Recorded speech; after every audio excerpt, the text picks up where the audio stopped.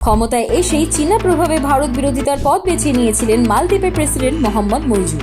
ভারত সেনাকে দেশে ফিরিয়ে দেওয়ার সিদ্ধান্ত এবং চীনের সঙ্গে ঘনিষ্ঠতা এই বার্তাই দিচ্ছিল যে দক্ষিণ এশিয়ার এই ছোট দ্বীপরাষ্ট্র এখন চীনের দিকেই ঝুঁকছে। তবে সময়ের সঙ্গে পাল্টেছে পরিস্থিতি। বুঝতে পেরেছেন চীনের সঙ্গ শুধু ঋণের বোঝা ডেকে আনে, স্থায়ী উন্নয়ন নয়। এই প্রেক্ষাপটে মালদ্বীপ সফরে গেলেন প্রধানমন্ত্রী নরেন্দ্র মোদী।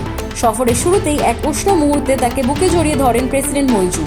তারপরেই দুই দেশের মধ্যে একাধিক গুরুত্বপূর্ণ সিদ্ধান্ত হয়। যৌথ সাংবাদিক বৈঠকে প্রধানমন্ত্রী জানান, মালদ্বীপ প্রতিরক্ষা খাতে ভারত পূর্ণ সহযোগিতা করবে।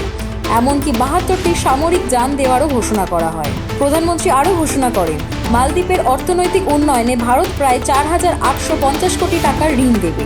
সেই সঙ্গে সম্পন্ন হচ্ছে ভারত মালদ্বীপ মুক্ত বাণিজ্য চুক্তি। মোদির কথায়, ভারত ও মালদ্বীপের সম্পর্ক প্রতিবেশীর চেয়েও গভীর, যা ইতিহাসেরও আগে থেকে চলে আসছে। এই সফর শুধু অর্থনৈতিক বা প্রতিরক্ষার দিক দিয়েই গুরুত্বপূর্ণ নয়, কূটনৈতিক অর্থেও তার তাৎপর্যপূর্ণ। কারণ মইজুর শাসনের শুরুতেই ভারত বিরোধী মনোভাব জোরালো হয়। চীন থেকে বিপুল ঋণ নিয়ে মইজু সরকার ভারতের বিরুদ্ধে অবস্থান নেয়। ভারতের সেনা প্রত্যাহার করানো হয়। এরপর পাল্টা শুরু হয় মালদ্বীপ বয়কট আন্দোলন, যার জেরে ধাক্কা খায় সেখানকার পর্যটন, নির্ভীক অর্থনীতি। পরিস্থিতির চাপে পড়ে মইজু অবশেষে ভারতের সাহায্যের দ্বারস্থ হন।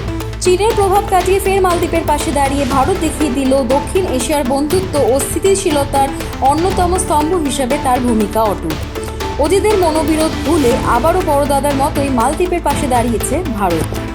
ফলো করুন দ্য লাস্ট পোস্ট।